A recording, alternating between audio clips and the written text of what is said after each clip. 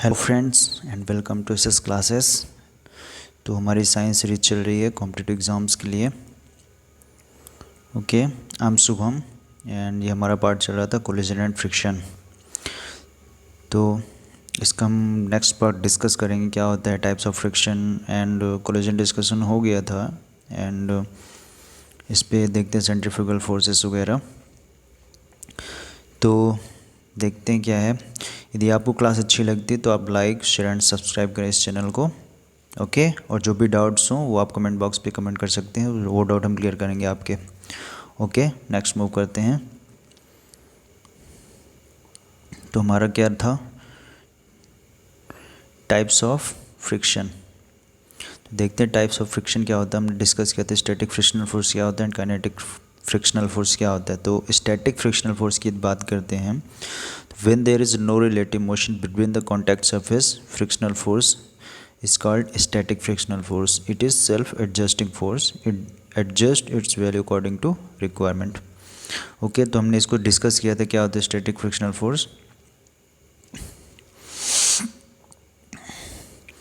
यदि बॉडी है ये हमारी, ये सरफेस पे रखी हुई है, तो ड्यू टू इरेगुलरिटीज हमारा क्या एग्जर्ट करेगा फ्रिक्शनल फोर्स। फ्रिक्शनल फोर्स की वैल्यू कितनी होती है, म्यू एन। ये क्या होता है हमारा फ्रिक्शनल फोर्स।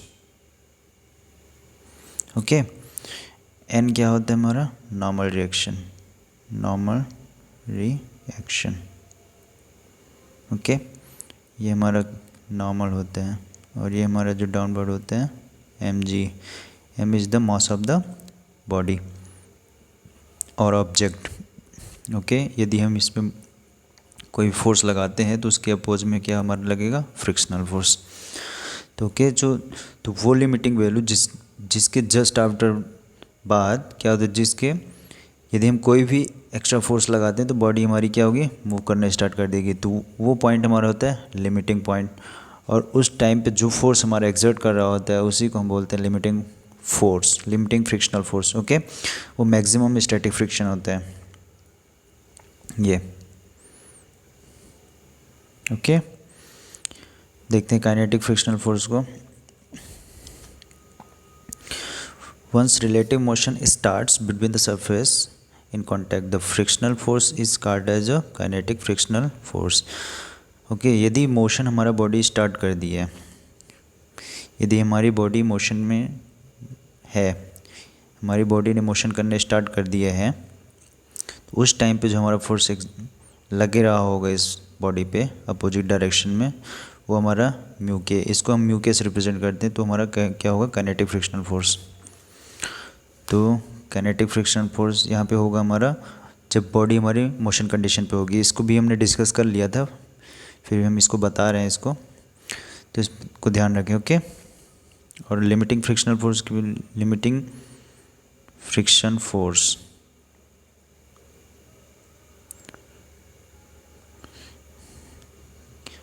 ये क्या होता है मैक्सिमम स्टैटिक फ्रिक्शन फोर्स।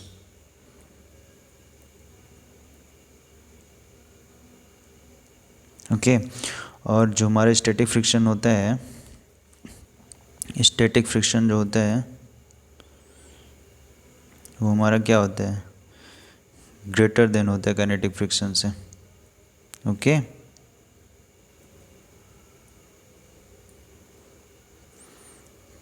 तो ग्राफ पे यदि देखते हैं हम, यदि फोर्स लगाते हैं तो हमारा कोफिशिएंट ऐसे मूव करते हैं, यहाँ से सडनली राइज करते हैं। ये यहाँ पे हमारा लिमिटिंग फ्रिक्शन वैल्यू होती है, यहाँ से काइनेटिक फ्रिक्शन की वैल्यू स्टार्ट होती है, तो सडन राइज करते हैं यहाँ पे। ओके, तो मैक्सिमम लिमिटिंग के जस्ट बिलो होता है, यहाँ से काइनेटिक फ्रिक्शन की वैल्यू तो लो हो जाती है काइनेटिक फ्रिक्शन की, जैसे बॉडी मूव करने स्टार्ट कर देती है। अब देखते हैं क्या होता है टाइप्स ऑफ फ्रिक्शन में क्या है स्लाइडिंग।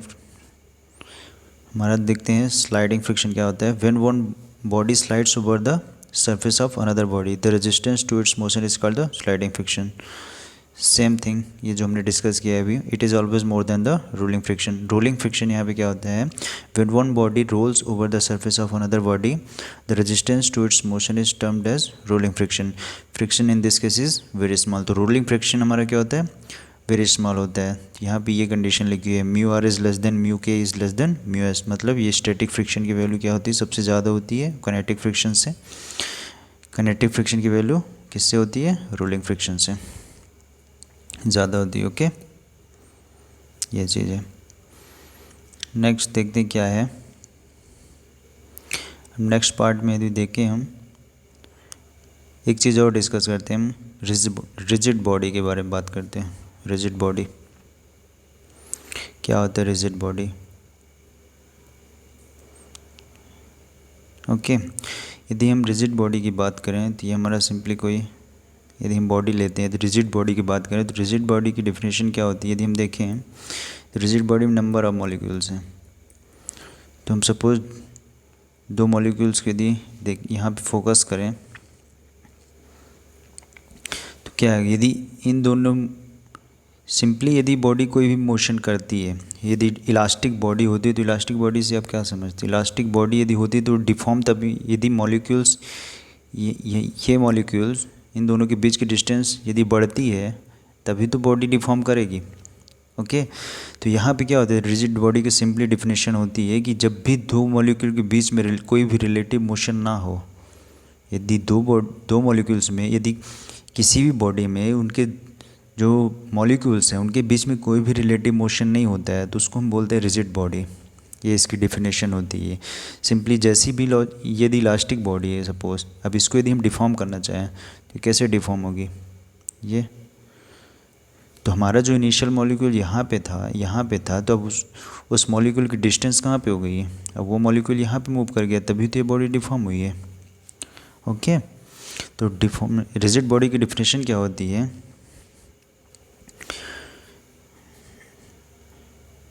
रिजिड बॉडी की डिफिनेशन लिखें,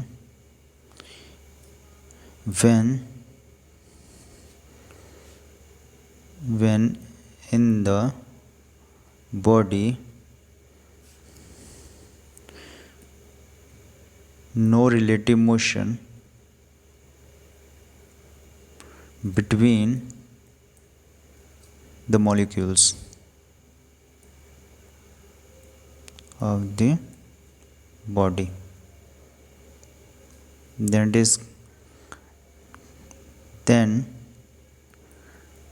it can say the body is called rigid body. Okay, इसको हम ऐसे डिफाइन कर सकते हैं। बट आइडियली क्या होता है, ये आइडियल बॉडी है, प्रैक्टिकली ऐसा कोई पॉसिबल नहीं है। तो हम यदि रिजिड बॉडी को इस प्रैक्टिकल पर्पस में देखें तो उसमें क्या होता है, वेरी नेग्लिजिबल डिफॉर्मेशन यदि हम देखते हैं तो उसको हम क्या कह देते हैं, रिजिड बॉडी। मतलब प्रैक्टिकल पर्पस में यदि देखें तो वेरी नेग्लिजिबल डिफॉर्मेशन हम काउंट करते हैं। यदि स्मॉल डिफॉर्मेशन मतलब यदि देखें तो मतलब वो रिलेटिव मोशन हम काउंट नहीं करते। ओके, यदि वेरी स्मॉल डिफॉर्म हो रहा है मतलब ज़्यादा मॉलिक्यूल उतना हम टॉलरेंस दे के रखते हैं यदि कि मतलब इतना डिफॉर्म कर सकता है, उससे ज़्यादा डिफॉर्म करेगा तो क्या होगा, हमारी बॉडी वर्क नहीं कर पाएगी, बॉडी से कोई भी वर्क आउटपुट नहीं ले पाएंगे। ओके, देखते हैं नेक्स्ट पार्ट, देखते हैं इसका क्या है। नेक्स्ट टॉपिक मूव करते हैं हम।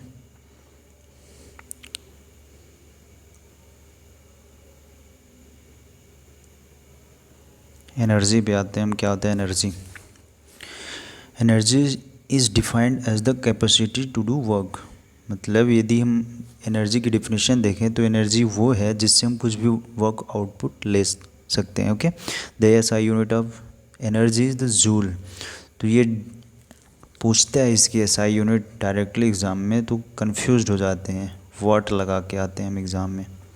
आंसर जब पूछते हैं एनर्जी की तो वाट एंड जूल में कंफ्यूज हो जाते हैं। तो वाट होता है रेट ऑफ डूइंग वर्क, मतलब किसी भी यदि हम वर्क कर रहे हैं तो पर यूनिट टाइम हम कितना वर्क कर रहे हैं उसको हम एनर्जी कहते हैं। वही हमारा एनर्जी होता है, मतलब कैपेसिटी टू डू वर्क, मतलब जो हमारा एनर्जी है उससे हम कितना वर्क ले सकते हैं, वही तो हमारा एनर्जी है भाई। हम खाना खा रहे हैं, यदि हम खाना खाते हैं तो खाना खाते हैं, यदि वर्क आउटपुट नहीं देते तो हमारा एनर्जी क्या होता है, स्टोर होता चला जाता है, तो हमारे हम क्या होता है, मोटे होते चले जाते हैं। यदि हम उसी को यूटिलाइज़ करते हैं तो हमारा हमने कंज्यूम किया तो कुछ वेस्टेज चला गया और कुछ आउटपुट दिए, तो हमने एनर्जी इनपुट लिया यहाँ से in the form of energy, तभी तो हमने वर्क यहाँ पे कर किया, तो वो होता है, वही होता है एनर्जी। ओके, नेक्स्ट देखते हैं क्या आता है यहाँ पे डेफिनेशन। ये क्या, यदि इलेक्ट्रिकल फॉर्म में देखते हैं, इलेक्ट्रिकल एनर्जी की इलेक्ट्रिकल फॉर्म में यदि देखें एनर्जी, तो हम देखते हैं कि जब हमारा घर पे बिजली आता है तो वो यूनिट फॉर्म में आता है, तो वो यूनिट की वैल्यू कितनी होती है, किलोवाट आवर पे काउंट करते हैं उसको। ओके, 1 यूनिट की वैल्यू। नेक्स्ट देखते हैं क्या आता है, 1 किलोवाट आवर इक्वल टू कितना होता है, 1 किलोवाट इंटू 1 आवर, मतलब 1 घंटे में हमने कितनी एनर्जी कंज्यूम करी। ओके, वो हमारा था किलोवाट आवर, तो मतलब 1 किलोवाट आवर में यदि हम काउंट करें तो कितना होता है, 3.6 इंटू 10⁻6 जूल। ये भी डायरेक्टली एग्जाम में क्वेश्चन आता है। तो for electrical energy consumption in house, factories, shops etcetera, kilowatt hour is simply called unit, board of trade unit. Okay, ये यूनिट की डेफिनेशन होती है, मतलब 1 यूनिट यदि हमारा बिजली आ रहा है तो इसका मतलब हमने एनर्जी कंजम्पशन कितना किया, 1 किलोवाट आवर, मतलब 3.6 इंटू 10⁻6 जूल। ओके, इतना हमने एनर्जी कंज्यूम किया। तो पर यूनिट यदि सेकेंड पे हम काउंट करते हैं तो हमारा पावर दे देता है। ओके, तो पावर की डेफिनेशन यहाँ पे क्या हो जाती है, पावर को बोलते, पावर क्या होता है हमारा, ये सब हम डिस्कस कर चुके हैं लास्ट क्लास में। पावर क्या होता है, rate of doing work. Okay, it means हम जितना ले रहे हैं एनर्जी, कि हम टी टाइम पे यदि वर्क कर रहे हैं तो हमारा एनर्जी की यूनिट क्या हो गई, जूल, एंड इसकी यूनिट क्या हो गई, सेकेंड। तो ये हमारा होता है वाट, इक्वल टू क्या होता है, जूल पर सेकेंड। ये होता है हमारा पावर की यूनिट, ध्यान रहे। ये भी डायरेक्टली, ये सब बेसिक चीज़ें, ये इसी तरह के क्वेश्चन आते हैं एग्ज़ाम्स में। ओके, अब देखते हैं क्या होता है। अब देखते हैं यहाँ पे काइनेटिक एनर्जी।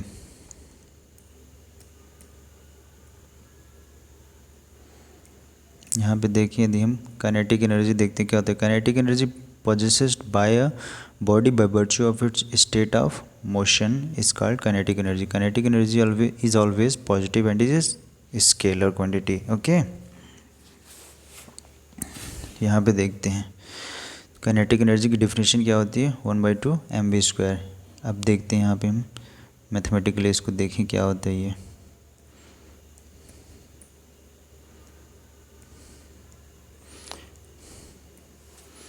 देखिए, यदि कोई बॉडी है, कोई ऑब्जेक्ट है, सपोज वेलोसिटी से मूव कर रहा है, ठीक है, उसका मास भी होगा। अब यदि हम ये काउंट करें कि वो, यदि बॉडी का मास m है और वो v वेलोसिटी से मूव कर रहा है, तो वो कितनी एनर्जी लेके मूव कर रहा है, कितनी एनर्जी स्टोर करके रखा है उसने, तो उसकी हम एनर्जी कैसे काउंट करेंगे, 1/2 मास इंटू वेलोसिटी का स्क्वायर। ये क्या होती है, स्केलर क्वांटिटी। यहाँ पे v इंटू वी डॉट, यदि डॉट प्रोडक्ट हो जाता है वहाँ पे तो वो स्केलर क्वांटिटी हो जाती है। ओके, ये हमारा क्या होता है, काइनेटिक एनर्जी। ओके, यहाँ पे देखते हैं पोटेंशियल एनर्जी, इसका भी यूनिट यहाँ पे जूल ही होगा। एनर्जी की ऑलवेज यूनिट क्या होती है, जूल। ओके, यहाँ पे कुछ और देखते हैं। यहाँ पे एक चीज़ पूछता है एग्ज़ाम में, ये काइनेटिक एनर्जी है।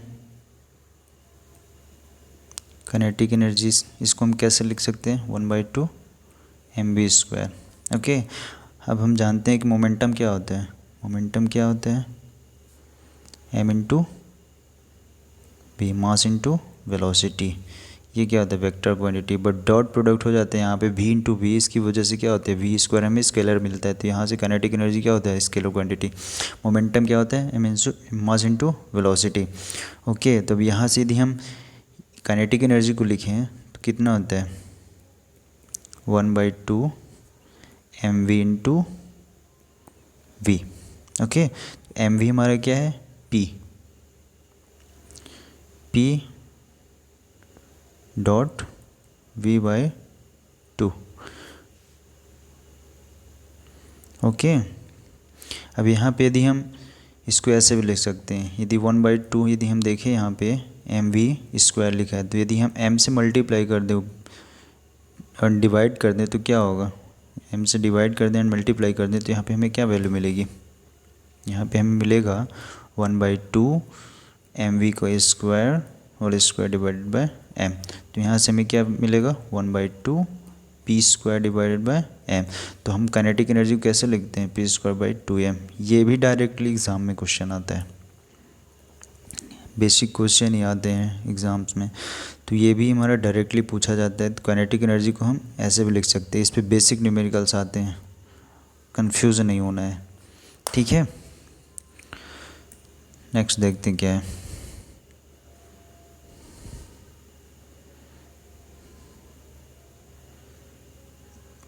नेक्स्ट देखते हैं क्या है पोटेंशियल एनर्जी।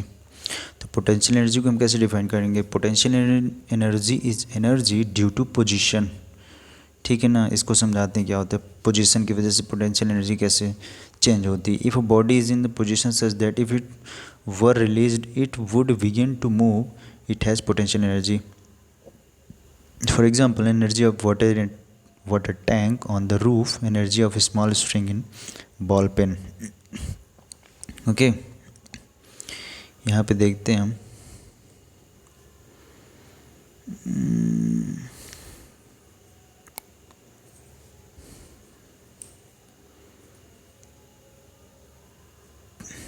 यहाँ पे हम नेक्स्ट स्लाइड पे लेते हैं, यहाँ पे नेक्स्ट स्लाइड पे देखते हैं पोटेंशियल एनर्जी की बात करते हैं। Potential energy, okay, potential energy पे हम देखते हैं यहाँ पे क्या है हमारा वाटर है। ओके, अब ये वाटर की हाइट कितना है यहाँ पे h। अब यदि इस वाटर को यहाँ से हम पाइप लगा के निकाल लें, पाइप यहाँ से हमने पाइप लगा दिया, यहाँ से हमने यहाँ पे डायरेक्ट गिरा रहे हैं, तो यहाँ से इसकी हाइट कितनी है h। मतलब पोटेंशियल एनर्जी क्या होता है, potential energy equal to mgh। मतलब यहाँ पे ये इतना वाटर स्टोर, तो इसका मास भी होगा, एंड यहाँ पे due to gravity gravitational acceleration भी होगा, तो उसकी वजह से हमारा बॉडी का क्या होगा वेट भी होगा। ओके, और यहाँ पे हाइट क्या है, तो पोटेंशियल एनर्जी डायरेक्टली प्रोपोर्शनल किसके जा रहा है, हाइट के एंड वेट के। वेट तो चलो कांस्टेंट हो गया, ओके, वेट जितना मास है उतना वेट है, जी तो सेम ही रहेगा, तो वेट तो सपोज करते इसका कांस्टेंट हो गया, बट हाइट यदि वेरी करती है, हाइट यदि हम जितना बढ़ाते जाते हैं, तो हाइट यदि बढ़ाते जा रहे हैं तो पोटेंशियल एनर्जी क्या हो रही है इंक्रीज़ करती जा रही है। ओके, तो यहाँ से जैसे ही हम यहाँ इतनी हाइट पे लाएंगे h+h पे, तो क्या होगा यहाँ पे डिक्रीज़ करती जाएगी। तो हमारी जब जितनी भी पोटेंशियल एनर्जी यदि हाइट बढ़ाते गए तो क्या होगा इंक्रीज़ करती जाएगी, और due to increase the potential energy जैसे ही यहाँ से वाटर रिलीज़ करते हैं हम, तो यहाँ पे हाई वेलोसिटी से वाटर रहता है, तो जितनी भी पोटेंशियल एनर्जी क्या होती है, पोटेंशियल एनर्जी क्या होती है कन्वर्टेड होती चली जाती है। तो पोटेंशियल एनर्जी किस में कन्वर्ट होती है, पोटेंशियल एनर्जी कन्वर्ट हो जाती है क्या काइनेटिक एनर्जी में, ठीक है ना। Potential energy converted into kinetic energy.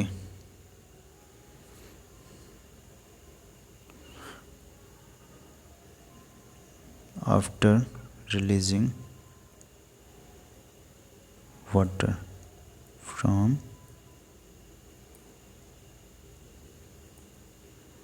Height h+h। Okay, तो यहाँ पे हमारा जो नेट एनर्जी होता है, नेट एनर्जी क्या होता है कांस्टेंट, ओके, यहाँ पे आए तो हमारा जितना पोटेंशियल एनर्जी था कन्वर्ट हो गया किस पे, काइनेटिक एनर्जी में। तो ये ध्यान रखना है आपको कि एनर्जी जो होता है हमारा ऑलवेज कांस्टेंट होता है इस यूनिवर्स पे। ओके, क्योंकि एनर्जी क्या होती है, ओनली ट्रांसफॉर्म कर सकते हैं हम उसको, हम डिस्ट्रॉय तो कर ही नहीं सकते।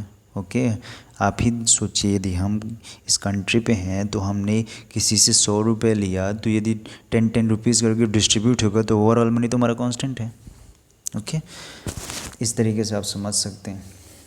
तो एनर्जी कभी भी डिस्ट्रॉय नहीं कर सकते, वो उसका केवल कन्वर्जन होता है one form to another form. ये क्या है, ये हमने जो आपको समझाया है, ये हमारा इस पे हाइड्रोलिक पावर प्लांट वर्क करता है, टरबाइन। यहाँ से हमने यहाँ से वाटर रिलीज़ किया तो पोटेंशियल एनर्जी जितना हाइट पे दी, जितना हाइट से वाटर रिलीज़ करते हैं उतनी हाई हमें काइनेटिक एनर्जी मिलती है। ओके, उतनी वेलोसिटी से वाटर मूव करेगा तो काइनेटिक एनर्जी इंक्रीज़ कर दी जाती है, तो उसकी वजह से हमारा क्या होता है, टरबाइन रन करता है। ये सब बेसिक चीज़ें हैं, तो इसको ध्यान रखिए, आपको कॉन्सेप्चुअल क्लैरिटी के लिए हमने बताया है इसको। ओके, तो नेक्स्ट देखते क्या है, नेक्स्ट क्या था हमारा। ओके, नेक्स्ट हमारा था ग्रेविटेशनल पोटेंशियल एनर्जी हो गया वो। ओके, यही चीज़ हम लिखा हुआ है जो हमने डिस्कस किया है यहाँ पे, ये सब अब इसको पढ़ लेते हैं। अब देखते क्या है यहाँ पे। अब यहाँ पे देखते हैं work done by a force can be positive, negative और zero as the value of cos theta is positive. मतलब यहाँ पे देख, यहाँ पे वर्क का फॉर्मूला जो हमारा क्या है, work F D into cos theta, ये होता है वर्क का फॉर्मूला हो गया। यहाँ पे देखते हैं कि वर्क हमारा पॉजिटिव, नेगेटिव और जीरो कैसे थे। तो यहाँ पे नेक्स्ट स्लाइड मूव करते हैं यदि,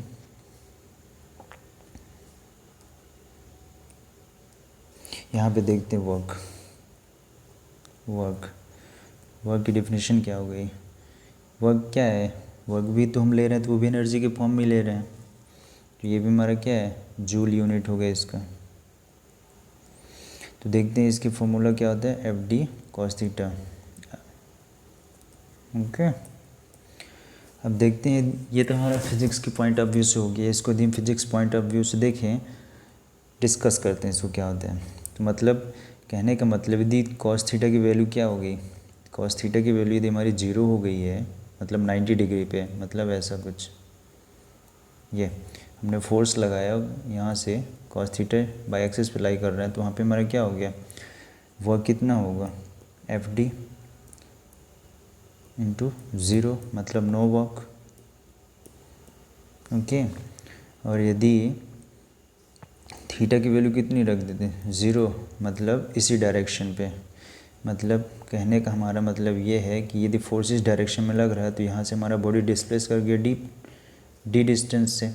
ओके, ये तो हमारा वर्क कितना होगा, F D cos zero equal to F D, ये हमारा वर्क हो गया when theta equal to zero. But यदि थीटा को हम 90 डिग्री पे रख दें, मतलब थीटा को यदि हम 90 डिग्री पे रखते हैं तो ज़ीरो हमारा क्या होगा, थीटा की वैल्यू ज़ीरो हो जाएगी, अरे सॉरी कॉस थीटा की वैल्यू, तो हमारा क्या होगा, नो वर्क। ओके, मतलब डिस्प्लेसमेंट हुआ ही नहीं, डी कॉस थीटा हमारे यहाँ पे डिस्प्लेसमेंट है, तो डिस्प्लेसमेंट हुआ ही नहीं, तो मतलब वर्क ज़ीरो होगा। मतलब फिजिक्स के पॉइंट ऑफ व्यू से फिजिक्स ये कहती है कि यदि बॉडी है, यदि कोई ऑब्जेक्ट है, यदि सपोज करें इस बॉडी को यदि हम फिक्स कर दें यहाँ पे, ये ऐसे हमने फिक्स कर दिया, मतलब फोर्स लगाया जा रहा है, उसमें कोई डिस्प्लेसमेंट ही नहीं हो रहा है, इसकी वजह से फिजिक्स ये कहता है कि हमने ज़ीरो वर्क किया, ज़ीरो वर्क, समझ रहे हैं, मतलब आपका एनर्जी वेस्ट हो गया और कोई वर्क भी नहीं हो रहा है। ओके, ये तो गलत बात हो गया। बट यदि हम फर्दर देखेंगे इसको, यदि हम मैकेनिकल वर्क आउटपुट की बात करें तो हमें यदि एनर्जी दे रहे हैं तो हमें वर्क क्या हो रहा है, बॉडी में स्टोर हो रहा है, इतना तो पता है ना। यदि हम इनपुट दिए जा रहे हैं तो क्या होगा, एनर्जी तो कहीं ना कहीं तो जाएगी, तो एनर्जी कहाँ जाएगी, स्टोर हो जाएगी। हमने भाई वर्क कुछ लिया ही नहीं, यदि हम वर्क नहीं ले रहे तो एनर्जी स्टोर हो गई। मतलब यदि हम फोर्स लगा रहे हैं तो डिस्प्लेसमेंट तो हो नहीं रहा, बट एनर्जी ले रहे हैं ना, उससे एनर्जी यदि दे रहे हैं उसको, इट मीन्स वहाँ पे स्टोर हो गया एनर्जी। बट वर्क डिस्प्लेसमेंट नहीं हुआ तो वर्क जीरो हो गया, ये हमारा फिजिक्स कहता है।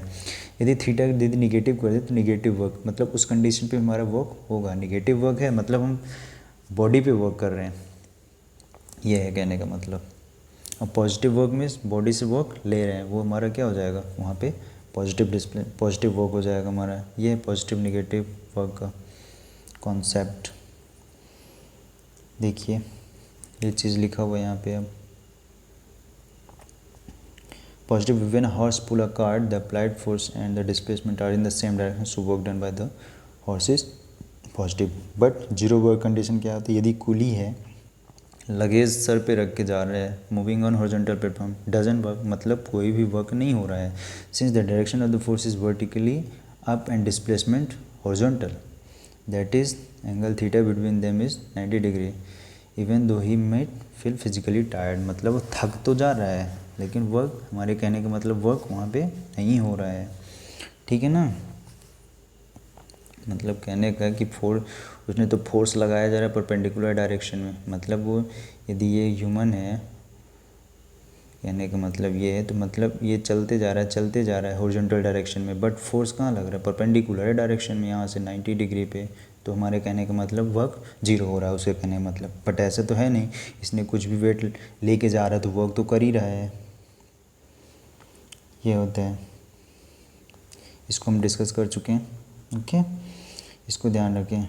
Board of trade unit BOTU का फुल फॉर्म क्या होता है। नेक्स्ट देखते हैं क्या है।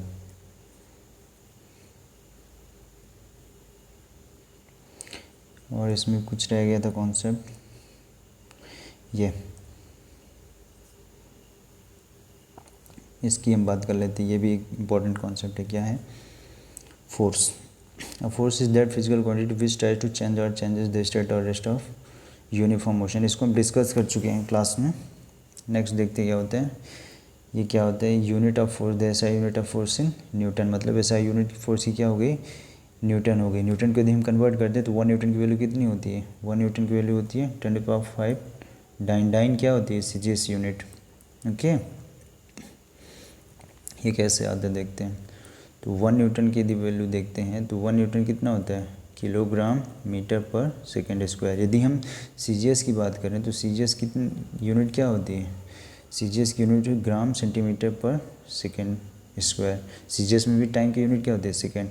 तो यहाँ पे यदि हम इसको देखें 1 न्यूटन को कन्वर्ट करते हैं तो 10⁻³ इंटू 10⁻² ग्राम सेंटीमीटर पर सेकेंड स्क्वायर। तो मतलब ये होता क्या है, यही तो है डाइन, तो 10⁵ हो गया ना ये, तो मतलब 1 न्यूटन की वैल्यू कितनी हो गई 10⁵ डाइन। ओके, नेक्स्ट देखते हैं क्या है ये फोर्सेस इन नेचर। नेचर कैसा होता है फोर्सेस का, देखिए क्या होता है। एक तो होता है gravitational force. Gravitational force every body in the universe attract each other, कहने का मतलब कि यदि बॉडी एग्जिस्ट कर रही यूनिवर्स पे, मतलब यूनिवर्स पे यदि बॉडी एग्जिस्ट कर रही तो उस पर तो भाई फोर्स लगेगा ही। ओके, अट्रैक्शन फोर्स, ये दूसरे को अट्रैक्ट करने की कोशिश करेंगे। सपोज ये 2 पर्सन खड़े हैं, यदि उनका मास है, ओके, यदि उनका मास है तो वो एक दूसरे को अट्रैक्शन फोर्स उनके बीच में लगता है। बट ये क्या होता है very weak, this is the weakest force among all other forces which is existing, मतलब इतना वीक होता है या ये आपको फील ही नहीं होगा कि अट्रैक्शन फोर्स लग रहा है। ओके, तो ग्रेविटेशनल फोर्स वीकेस्ट फोर्स होता है। ग्रेविटेशनल फोर्स वीकेस्ट फोर्स होता है among all the forces which is existing. जो जितने भी फोर्स एग्जिस्ट करते हैं उसमें सबसे स्मॉल क्या होता है ग्रेविटेशनल फोर्स। ओके, नेक्स्ट देखते हैं क्या होता है weak nuclear force. These forces are 10⁻25 times stronger than gravitational force. समझे क्या आता है, जो हमारा वीक न्यूक्लियर, मतलब वीक न्यूक्लियर फोर्स जो होता है वो 10⁻25 times stronger than gravitational force. मतलब वीक न्यूक्लियर फोर्स की वैल्यू कितनी, ग्रेविटेशनल फोर्स 10⁻25 टाइम्स। समझ रहे हैं कितना ज़्यादा होता है इसका, वो भी वीक न्यूक्लियर फोर्स की। यहाँ पे क्या होता है इसको ध्यान रखें। इलेक्ट्रोमैग्नेटिक फोर्स क्या होता है, the electromagnetic forces are the forces between the charge particles, मतलब जो चार्ज पार्टिकल्स हैं, ये चार्ज पार्टिकल्स हैं, इनके बीच में जो भी फोर्सेस लग रहे हैं वो उसको हम बोलते हैं electromagnetic forces. When charges are at rest then the force is called the electrostatic force. मतलब यदि चार्ज रेस्ट कंडीशन पे हो तो उसको हम बोलेंगे electrostatic force. This force is much stronger than gravitational force, मतलब ग्रेविटेशनल फोर्स से ज़्यादा ही होते हैं। And it dominates atomic and molecular phenomena. Okay, उस पर डोमिनेट करते हैं। नेक्स्ट क्या होता है, स्ट्रॉन्ग न्यूक्लियर फोर्स की बात यदि करते हैं हम। स्ट्रॉन्ग न्यूक्लियर फोर्स क्या होता है, this is the strongest force found in nature, मतलब स्ट्रॉन्गेस्ट फोर्स होता है नेचर में। These forces acts between the protons and neutrons in order to bind them in the nucleus. मतलब न्यूक्लियस के अंदर जो बाइंड होते हैं वहाँ पे प्रोटॉन एंड न्यूट्रॉन। न्यूट्रॉन क्या होते हैं, neutrals, neutron. Okay, this force is 10⁻25 times stronger than gravitational forces, 10⁻2 times stronger than electrostatic force, and 10⁻13 times stronger than weak nuclear forces। Okay, ये तो हमने फोर्सेस के नेचर्स देख लिए कि कितने टाइप के फोर्सेस होते हैं। इसको याद रखें कि कौन ज़्यादा होता है कौन लो होता है, ये वैल्यू जनरली नहीं पूछेगा, ठीक है। नेक्स्ट देखते हैं क्या है, कौन सा टॉपिक रह गया था, ये क्या है, सर्कुलर मोशन की बात करते हैं नेक्स्ट।